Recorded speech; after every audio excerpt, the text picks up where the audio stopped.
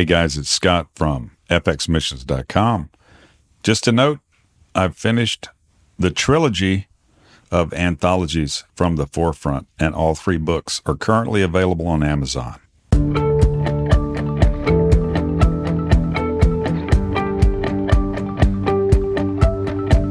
Welcome to From the Forefront, an FX Missions podcast. Stories about courageous souls who felt the call of missions and obeyed. Hi, Scott McClelland here with your FX Missions From the Forefront podcast. Thanks for joining us. Please do rate us on iTunes, Stitcher, Google Podcasts, or wherever you get your content, and also tell someone about us if you're interested in missions and ministry from the front lines. We're pretty excited today to be rejoined by Mike and Stacy Collins. Hi, guys. Hello. Hey. Hey, nice to have you all. Last time we talked on the podcast, you guys were getting ready to make your journey to Tanzania, Arusha, Tanzania. Am I right? That's correct. That's where we're sitting right now. Well, thank God for you guys overcoming what I can imagine were some obstacles on the lead up there. You've been in country a little while now, so I guess some months now. Is that correct? Yeah, we got to Tanzania about the 3rd week of February. So we've been here about 3 months now. Wow, time sure is flying. It's going quicker than we had imagined. So, wow. Well, I really appreciate you guys rejoining me here on the podcast, and we'll hope for a good signal along the way. It's great. I guess this technology can put us kind of in the same room, even though we're not. But it's great to have you guys back. And just a few things to cover here. Want to make sure and get a good update from you guys, and also try to give a feel for what you're experiencing there on the field, maybe some questions and follow up from our previous conversation. Thanks again for being here. Oh, we're glad that you gave us this opportunity, and we're really pleased that the internet is turning out pretty well, so we're able to do this. Yeah. Well, hopefully we won't hit any potholes in the road, but if we do, we'll try to keep moving nonetheless. One question that comes to mind for me, and I guess I'm kind of a visual person, I just imagine you there sitting under the shadow of Kilimanjaro. I think it's pretty close to you guys. Do I have that right? Yeah, that's pretty accurate. It's about an hour and a half to Mount Kilimanjaro. We're actually on the base of Mount Meru. So they're sort of sister mountains. Obviously, Mount Kilimanjaro is much taller, close to right at 20,000 foot tall. But Mount Meru is a pretty significant mountain in and of itself as well. And it affects the climate around here pretty well. So even though we're only 200 miles below the equator, the temperatures vary somewhere from about 60 to about 85. It may get up to 90 if it gets real warm, but we're a lot cooler here because of the elevation than a lot of other places in Tanzania. Wow. That temperate climate like that is so enjoyable. And I know you guys probably don't have a lot of summer and winter other than the fact that you have a rainy season and a dry season. Is that correct? Yeah, that's pretty much correct. You know, the days stay the same length year round. It's always dark about 6:30 and daylight about 6:30. So the nights and the days are about the equal distance apart. But it's a lot colder than I had imagined. We've gotten down into the 50s in some mornings, and so I wasn't, really expecting to be that cool in a place like this. And our windows are open 100% of the time because we have no air conditioning and no heating. And so quite a while, you have to have some kind of sweatshirts or coats or something on because you never are in a place that's warm. So you get chilled and it's hard to stay warm when it's cold like that. Right. Yeah. Well, as I understand it, your blood changes depending on some of the climate factors that you get into, and you adjust to the temperatures in a way that you wouldn't expect. Like people from cold weather climates go. I know I've got some friends that are in central Mexico. They're from Minnesota or Wisconsin or whatever, used to very cold climates, but they're down there a couple of years and they can't stay warm. I think it's some changes with your body that affect that. So I can imagine what you're saying. Yeah, it's I didn't think that was going to happen, but we've been experiencing some of that. Yeah, yeah. Well, can you see Kilimanjaro where you are? Sometimes in Arusha, you can see Mount Kilimanjaro depending on where you're at, and then also to the clarity of the day.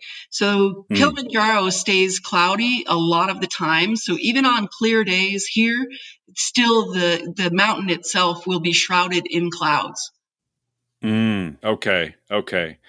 I gotta say, Kilimanjaro's on my list. I've climbed a few mountains in my time, or I guess maybe I've attempted to climb some mountains. Only got through a few of them, but definitely Kilimanjaro's on my list, and maybe I can stop over and see you guys while I'm acclimatizing and spend some time with you. I'd look forward to that. Well, that would work out really well, and the Kilimanjaro Airport is right in the middle between Arusha and Moshi is where Kilimanjaro is located. Like I say, we're only an hour and a half apart, so we're right in the neighborhood. Wow, that's awesome. Well, very cool, very cool. I'll have to suspend my dreams of Kilimanjaro here for a moment so we can keep moving, but it's just, it's on my mind there. Are you guys thinking, before I completely move on, are you guys thinking about climbing Kili? I don't know if we could make it all the way to the top, but we'll definitely want to go over there and do some of the trails and just see how far we can get.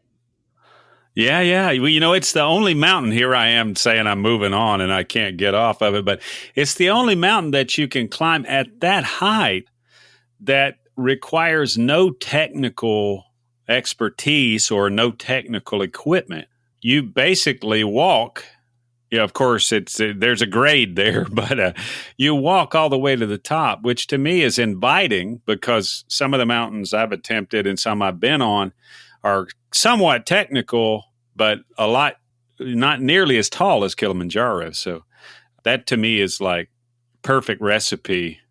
I guess it would be as long as it's in my mind and I'm not on the slopes out there trying to make it to the top, right? We know several people, even within the place that we live, that have been over hiking on Kilimanjaro, and we have some friends that have even walked and made it to the top. So, like you say, it's Awesome. of mountains that height is probably one of the easier ones to climb. Right, and anything over 20,000 feet, I mean, you gotta just think, wow. That's awesome. I'm totally interested. That's for sure. Yeah, I saw a chart that showed that it was Kilimanjaro was the 6th highest mountain in the world. Wow. Yep, it definitely is famous. But you guys didn't go over there to climb Kili. I know you're on more important and less trivial business. You guys obviously are there. You're working in ministry. You're working there with the national organization, if I remember right.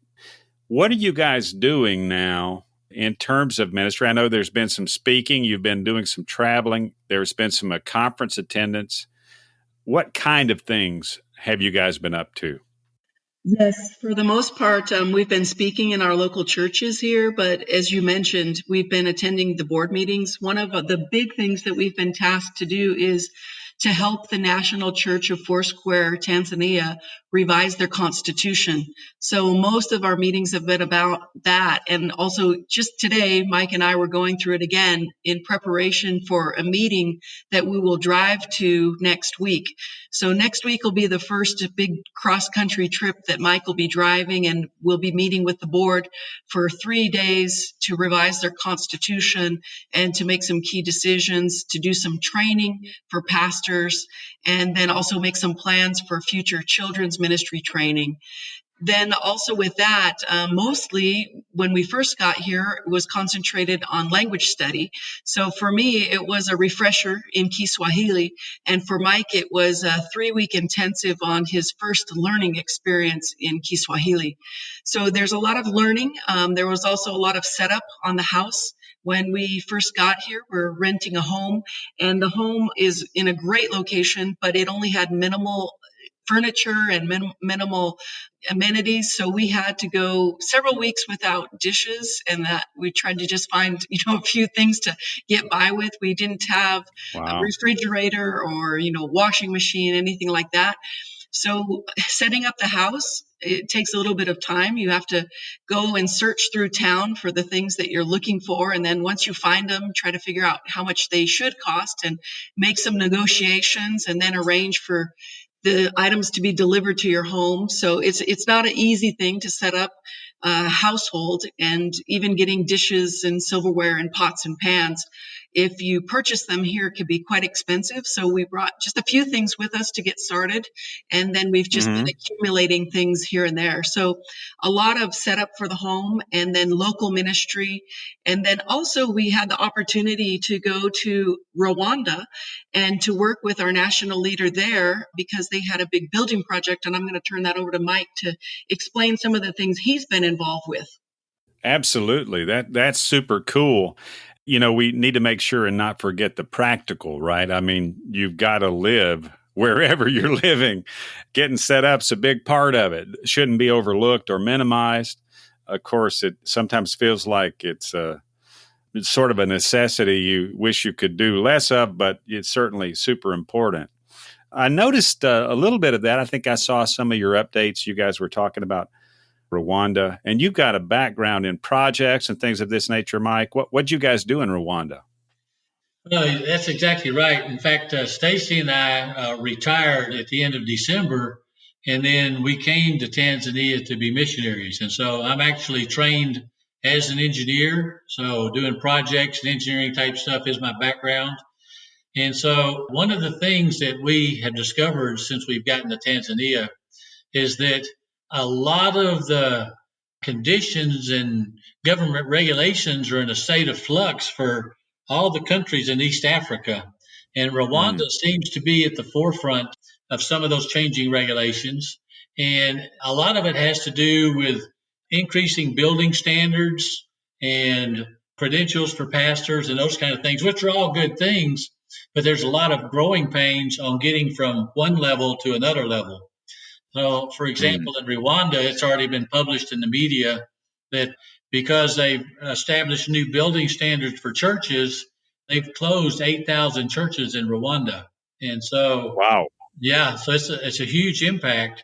And so this particular opportunity was to go over to the National Foursquare Leaders Church in Rwanda, which they have a big church that has about 1,500 attendants on Sundays, but they're even getting a lot of pressure and having to do projects to bring their church up to standard. So they asked me to come over and take a look at the project, make some recommendations, meet with the engineering folks, that kind of stuff, and just take a look at that project and coordinate between the American Foursquare Church and the Rwandan Foursquare Church. So Right. we've had a couple of other opportunities as well, because the place that we live at, the very night that we came back from our trip to Rwanda, it was a terrible stormy night, and we got into the house. Well, the very next morning they had a bridge. It was a bridge across the river that connected the compound where we live, where the school is across the river, and that bridge got washed out. And so it was a pretty big deal, because it made them so much more difficult for the kids to get back and forth and just other people who lived on opposite sides of the river. And it turned out the place where we found to live here in the compound had some trusses and other stuff that had been sitting around for about 12 or 15 years. And we were at least able to get a pedestrian bridge reconstructed across the river within about a week, and had it checked out and calculated to make sure it was safe and all that. And so we were able to get the bridge put back in place so that folks could get back and forth and get back to a normal lifestyle pretty much. Right. Well, I am not an engineer. I have no no engineering background of any kind. My dad was a contractor and a carpenter, so I did some building with him growing up. And, I'm familiar with the sort of rudimentary construction principles and things like that. I remember one of the biggest surprises that I ever got was actually in East Africa. We were in a school in the slum in one of the, I guess, second biggest slum in the world, maybe the biggest one in East Africa, Kibera, right there in Nairobi. We were on the second floor of a school building, and that floor, you heard the term live floor? It was a live floor, and I kept, losing my breath and trying to get close to the outside walls. And I was just, one of the things that really gripped me, I just felt like these children are in peril here at all times, because this thing is getting ready to fall, and of course, probably that wasn't exactly accurate, but compared to what I was used to, it was very real. What have you noticed when it comes to, and I'm not too technical on this front, but I'm trying to be nice at the same time. What have you noticed about construction, standards or engineering type stuff? To me, a lot of what I've observed in the third world has just been throw it up there till it falls down, and then we'll build it again. Hope nobody gets squished. I mean, that's obviously not a very technical rendering of what I'm thinking, but what have you found? And I think that the representation you just made has been the case for a lot of years, and that's exactly what they're trying to address with these building standards that are being increased. So what we're seeing for like the churches in East Africa are they're requiring soundproofing and maintaining required parking levels and things like that. So it's really beginning to change. And so in Rwanda, for example, they have a Rwanda development board that comes around and reviews all these facilities, and they list things that you have to do to come up to standard. So the days of just putting something up and, hey, this is good enough, is really starting to come to an end. But one of the big things that I've noticed is people in the U.S. get really dependent on a lot of equipment, and there's just not a lot of equipment to help out. So like, for example, that bridge that washed out is still stuck in the river just downstream of where it had sat. And they need to get it out of the river, and they need to salvage the metal off of it. Well, that's all going to have to be done by hand. There's not a piece of equipment that you can drive up there with a crane and pick it up, pull it over.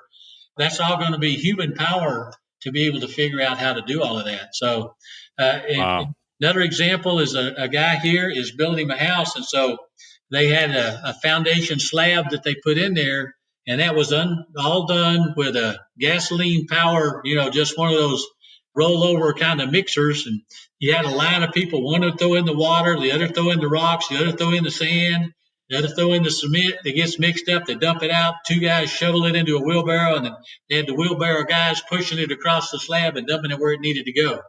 So it took probably 20 people to keep this operation going so that it was a smooth, ongoing operation. And it was a lot of work. I was thinking, boy, I'm glad I'm not one of those folks having to handle that concrete. There's nothing fun about concrete.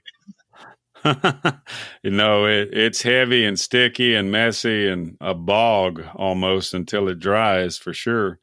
That's interesting. And I would think that especially in your background, or both you guys' background, in the plant environments where, the main thing is keeping the plant going or getting it back online. There's a lot of money and equipment and technology that's thrown at that revenue stream, to make sure it goes uninterrupted.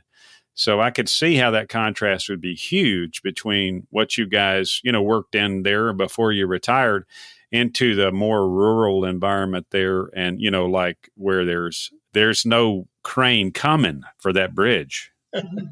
Yeah, there's no crane, there's no concrete truck, there's no concrete pumper. So it's pretty much, you got to figure out a different way to do it and be more creative on how you handle things. Man, I'm saying, I've done some of that. I mean, the first time I visited East Africa, we protected a spring, it was a water project. And so I got, a small taste of what you're talking about in Kenya at the Tanzanian border up close to Lake Victoria. We were working a project. So we were way out from the city and, way out from anything in terms of industrialized.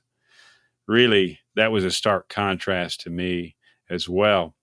So what are you guys doing, or what do you foresee coming online that you didn't anticipate before you went? I'm just trying to give a feeling for the contrast.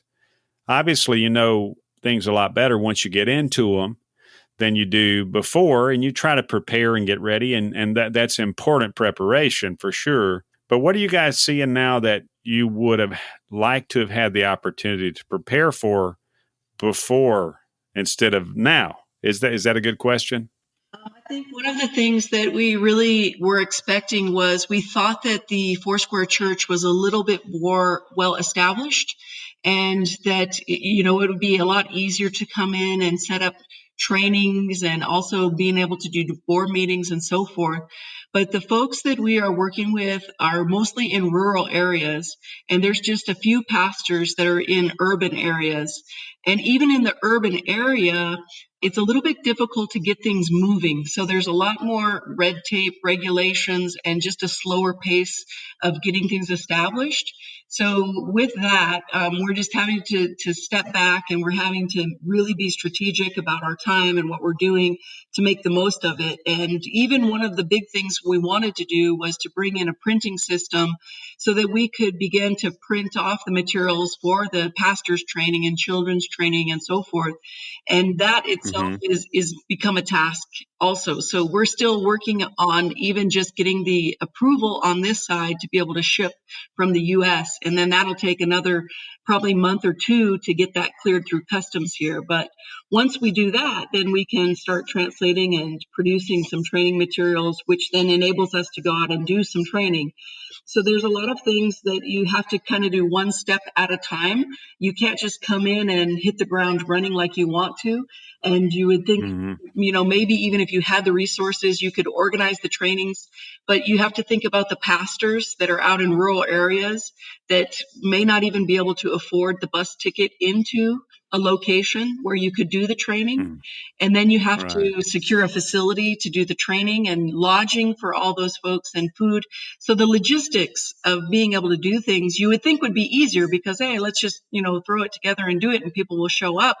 But it really doesn't work that way. So the logistics of getting people coordinated and getting materials to where they need to be and pastors to the places they need to be to get trained, that's become more of a challenge than we really thought in the beginning.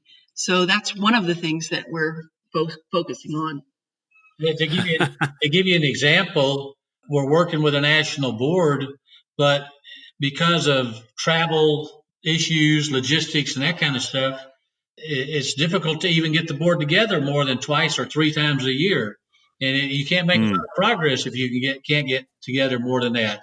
And so, what we tried to look at is their IT type solutions, but I think that most everybody, there may be only one or two board members that even have anything other than just a regular cell phone, nothing like a smartphone or anything like that. Right. If you could have a smartphone, you could contact via the internet or whatever and be able to have virtual meetings. But how do you do that with just a regular cell phone? So we're looking into those kind of things to see if we can't increase some efficiency there. I think that's something that we don't foresee, and thank you guys for mentioning that, because we get used to our own context where we are, and then we don't anticipate the void that we're going to step into. We think about it like it's going to be a little bit less than where we are, maybe quite a bit less, but in some cases it's a void. There's nothing there, and you're working around that, trying to create something to fill the void. I totally can see where that would be a challenge. And you also have the pace of life and what life looks like to people in different places in the world, that in terms of what is in the realm of possibility, a lot of times is limited by what we've experienced, So if our experiences have been really narrow or of a certain kind, there's a whole realm of possibility that's not even visible to us. I hope I'm making sense. Right. And then too, like you mentioned, you have to take the culture into consideration. And so some of the proverbs in Swahili could probably give a little bit of light here. One of the proverbs is haraka haraka haina baraka, which is hurry, hurry has no blessing. And then you have haba na haba hujaza kibaba, little by little we fill up the cup. So it's a culture of not a fast pace and just making progress as you can. Many times you'll see homes, even in the cities, not just rural locations, that are halfway built or a fourth of the way built. And that's because people might not have the money to get the cement bricks. As they get the finances, they get a few bricks, they put up a few more lines on their wall, and little by little, they build that house over maybe 10, 12, 15, 20 years. And that's just the pace that people are used to working at. So you have to take those things also into consideration when you're dealing with other cultures. Wow. Very true. And I could tell that your Kiswahili accent sounds pretty good, Stacy. I got to say that. I have a Kiswahili vocabulary. It's like 3 words: Jambo, Mzuri, Ibari. Hey, that's pretty good. And then we can add sana, right? Jambo sana. We can add sana for the adjective, but very, very hello. Stacey mentioned we did a 3-week intensive, and I think that helped her quite a bit. But for me, a 3-week intensive was just the beginning. So I'm spending probably 3 or 4 hours, 5 hours a day going through a book and learning, vocabulary words and working chapter by chapter and doing the homework problems in the book for me to be able to get there. It's pretty tough to learn another language. Absolutely, it is. And, my hat's off to you guys on that front. I think the later we tackle learning a language, that part of our brain that's alive and ready to receive, before we go to kindergarten or something, where we get these language skills. I've been trying to learn Spanish, and I have been learning, but my pace is, my time to results, I should say, is not too awesome, but I keep going. So I'll get there, and I know you will too, Mike, as you keep going. Keep me in your prayers for sure. I sure will. Stacey's doing really well, to the point that I've spoken in a couple of churches here, and she's been my translator. So she's doing really well. That is awesome.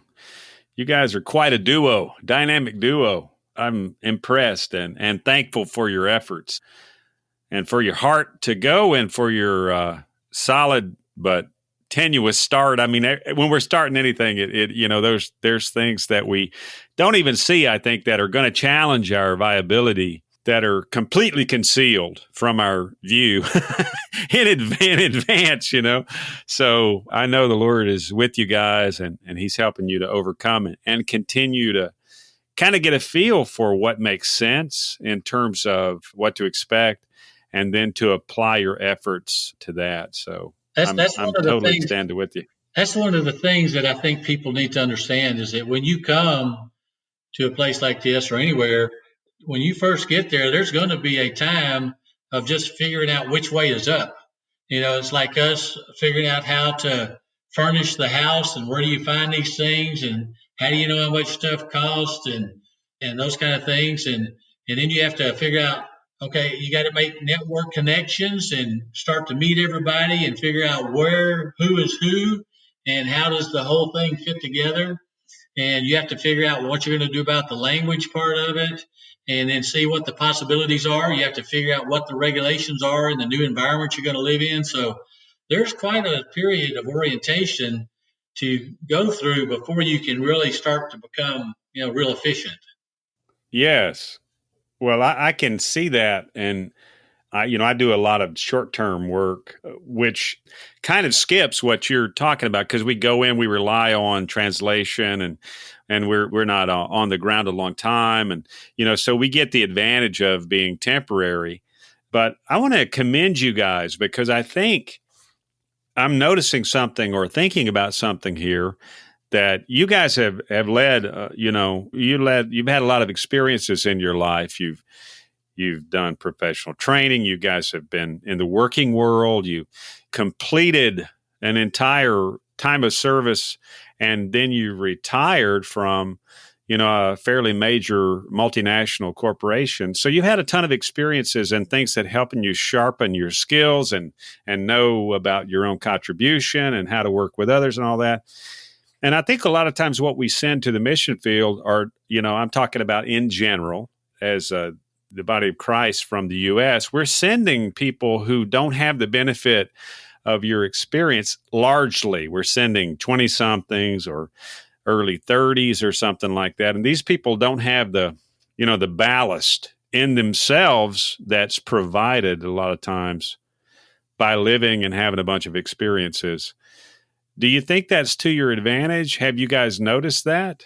I'm going to let Stacy address that because she actually went to the mission field in DR Congo for 5.5 years when she was 20 years old. So. Yeah, and I think there are definitely advantages and disadvantages at both stages in life. As a youth, you're full of energy, everything is wonderful. You don't really pay attention to cultural faux pas and things like that. And maybe even, like you said, under the surface alliances that people have that you're not aware of, that you discover, things like that.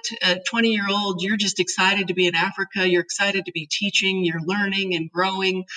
And you really don't have, like you said, the people skills and the different experiences to navigate some of those things.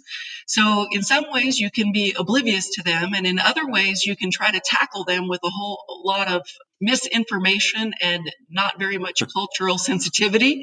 So you can cause bigger issues because of that.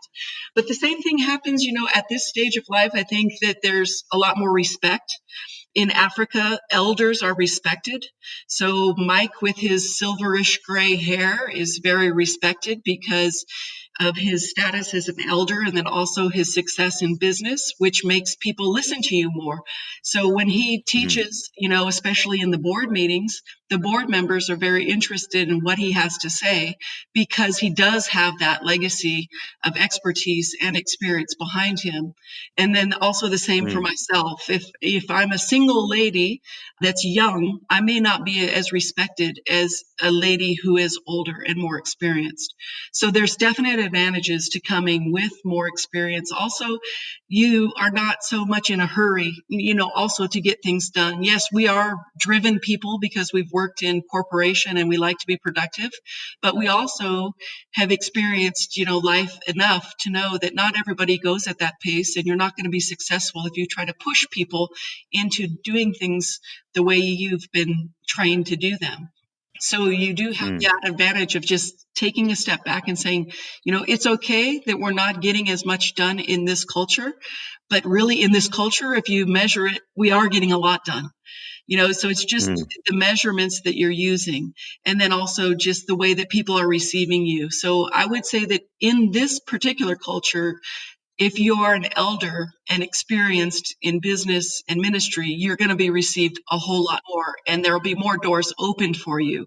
So already we've gotten invitations by other ministries to come and join them, to do chapel services and devotionals and input on different things that they're doing and sharing knowledge with them as well. So that's also another advantage, that you can network, I think, a little bit more easier because of your experiences that open more doors. Yes, absolutely. And I think I'd just like to emphasize a few things that you touched on. Thanks for that, Stacy. One of the things I think in East African culture that I've noticed, I've only been there, I think 4 or 5 times, is respect in the culture. How big of a deal that is. In the States, it's a greetings culture there. You got greeting people, and taking time to greet people in a meaningful way is a sign of respect and is an indication of how important that culture, how the culture values respect. To me, that's huge. And like you say, with the the silver hair, which I've got a nice start up front on one side, like Mike does. I think I've got a pretty good start here on my front right side of my hair that I'm, at least it's holding on. I'm happy for that. But the life expectancy in rural East Africa is not awesome. It's not like so many other countries of the world. And part of the respect of being an older person is that everybody doesn't make it to be an older person. So I can see how that would give more gravity to your words, more gravity to you, who you are as a person, especially in that culture, as it should. Am I seeing that right? Yes, that's exactly right. Respect for the elders is a huge thing. And it really doesn't even matter about people's accomplishments so much like in their work ethic or their work life, as much as, like you said, they have just arrived at an older age. So they obviously have wisdom and they have things to share that the younger generation does not have to share. And the interesting thing, too, when we were going to language school, they did add in some cultural training.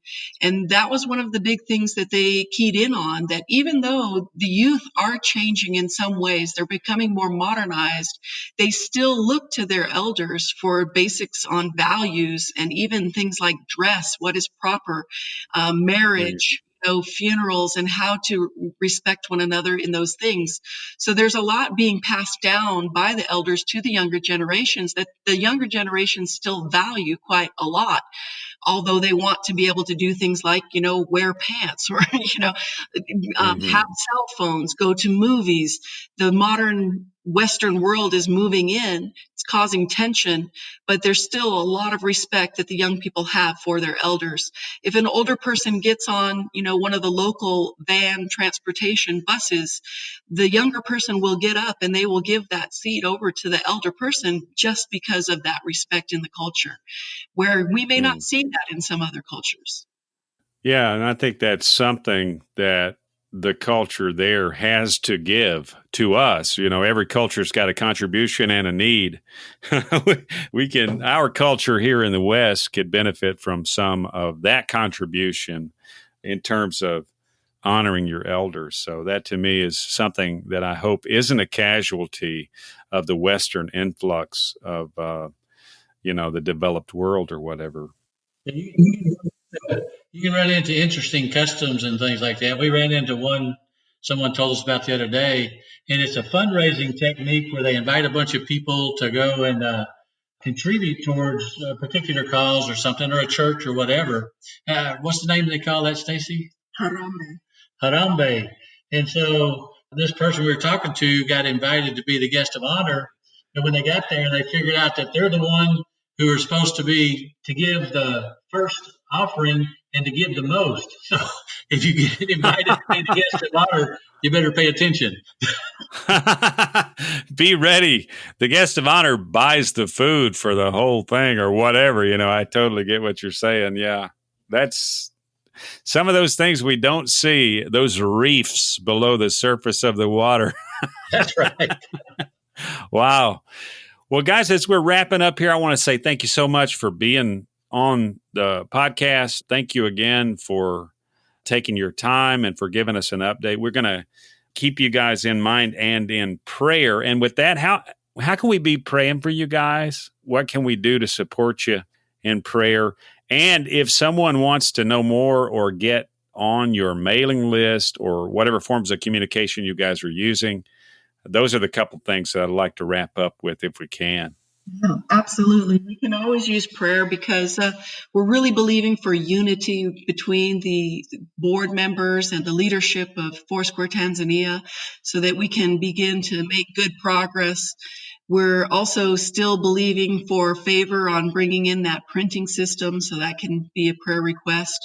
We're looking for opportunities to be able to bring in children's ministry trainers and do some of that training and establish a children's ministry ourselves. So just prayer for wisdom and direction and the right timing and the right people to be involved in those projects. And then Mike has a few things. Yeah, obviously, language acquisition is really important because that really plays an important role on being able to Mm. bond with people and communicate effectively. So that's one Yes. particular area that I really, would like to have prayer on. I totally get it. And I think in my experiences, when people feel like you're taking the time and making the effort to learn their language, that it's a certain way of valuing them and their Yes, culture, that's So exactly right. that That's exactly right. important. It's so important. And we certainly will pray for you that your progress will be evident to all. Well, I have an advantage that Stacy speaks Swahili. Is I'm trying to get to the point to where we will just start speaking Swahili at home the whole time. I think if we get to Right. where we start speaking more Swahili than we're speaking English, I will feel like I have arrived. So Wow. Awesome. Well, for me at least, when it comes to Spanish, I can understand a lot more than I can speak. So you guys might take turns. She speaks to you in Swahili, you reply in English, and that might be an on-ramp to the 100% Swahili. I don't know. But, I can imagine, and I can't imagine. So being a couple and having that dynamic, I just really would like to say something. I don't have the words for in Swahili or whatever. I can see how that would be interesting when it comes to communication. that's for sure. Well, blessings to you guys. I've got these prayer requests down. We'll mention them. Well, Now, if somebody wants to get it, let me tell go you ahead. how to get in touch with us also. And Please. probably the Yes. easiest way is we have an email address set up, which is collinsafrica@comcast.net. Okay. Collins, Collins, Africa, AFRICA at Comcast.net. That's it. Okay. Awesome. Well, we'll put that in the show notes for folks to be able to get in touch with you. We'll be praying for you, and we'll look to stay updated with you guys. In all likelihood, I'll be in East Africa, hopefully in the next 18 months or so. Awesome. And I'll keep you guys posted on that. I would love to stop by and see you. And like you say, if I don't get Killy on my list pretty soon, it probably is not going to happen. I can fully appreciate that. So thanks again, Mike and Stacy, for being here for the update. And we appreciate very much what you're doing in the nations in the name of Jesus Christ and for his kingdom. We pray the grace of God will be yours and will strengthen, comfort, and establish you in your efforts. We just really appreciate your friendship and look forward to keeping up to date with you. And we'll send some folks your way by email, and maybe some of those children's ministry workers will develop from that. That would be my hope. Amen. Yeah. And thank you for your passion and everything that you're doing for missions. It's more than overdue that we put a focus on the people that are still not being reached. And so thank you for everything Absolutely. that you do to highlight missionaries and mission projects and the work of God around the world. Well, thank you so much for saying so, and I really appreciate it. We'll stay with it as God's good grace gives us opportunity, and we appreciate it. As for me, I am Scott McClelland with your FX Missions from the Forefront Podcast. If you'd like to contact me or us, please do so at fxmissions.com. This podcast made possible through the partnership of Engaging Missions Show, bringing missions home, and encouraging you to hear a message, make connections, and take action. Find out more at engagingmissions.com. Thanks for joining us for the FX Missions podcast from the Forefront. If you'd like to find out more about FX Missions, please do so at our blog, fxmissions.com. Quite a bit of content out there. We hope you enjoy it. Also, if you'd like to rate us on iTunes or whatever podcast service you use, we would really appreciate it. And find out more about today's guest at our Facebook page. Just search for From the Forefront on Facebook. If you know of someone who should be featured on From the Forefront because of their forefront missions experience or exploits, please reach out to us at info@fxmissions.com. Thanks again for joining us, And until next time, I'm Scott McClelland, and you have a good one.